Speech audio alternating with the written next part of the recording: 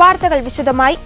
ഒഡീഷ തീരത്തോട് ചേർന്ന് ബംഗാൾ ഉൾക്കടലിൽ മറ്റൊരു ന്യൂനമർദ്ദം കൂടി രൂപപ്പെടുകയും പടിഞ്ഞാറൻ കാറ്റ് കേരളത്തിന് മുകളിൽ ശക്തി പ്രാപിക്കുവാൻ സാധ്യതയേറുകയും ചെയ്തതോടെ കേരളത്തിലെ അതിതീവ്ര മഴ 3 ദിവസം കൂടി തുടരും.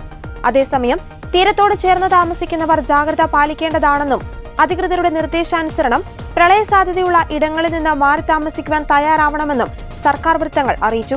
ഇടുക്കി കല്ലാർകുട്ടി അണക്കെട്ടിന്റെ സംഭരണശേഷിയുടെ 98.48% നിറഞ്ഞു.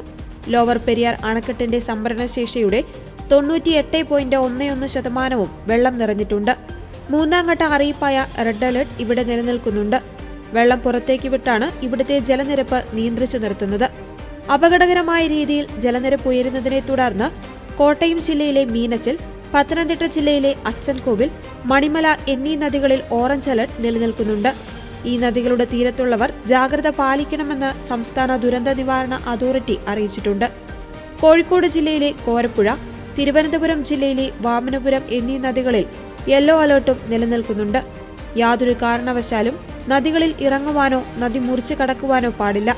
ശക്തമായ കാറ്റും മഴയും തുടരുന്ന സാഹചര്യത്തിൽ കൊച്ചി ധനുഷ്കോടി ദേശീയപാതയിലെ മൂന്നാർ ഗ്യാപ്പ് റോഡിൽ രാത്രികാല ഗതാഗതം മെയ് 30 വരെ നിരോധിച്ച ജില്ലാ കളക്ടർ ഉത്തരവിട്ടു.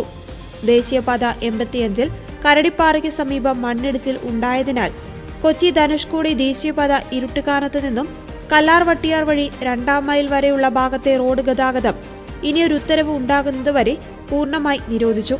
കൊച്ചിയിൽ നിന്നും മൂന്നാർ പോകുന്ന വാഹനങ്ങൾ ഇരുട്ടുകാനത്ത് നിന്നും ആനച്ചാൽ 2ാം മൈൽ വഴി പോകണം. മൂന്നാറിൽ നിന്നും കൊച്ചി ഭാഗത്തേക്ക് പോകുന്ന വാഹനങ്ങൾ 2ാം മൈലിൽ നിന്നും ആനച്ചാൽ ഇരുട്ടുകാനം വഴി പോകേണ്ടതാണ്.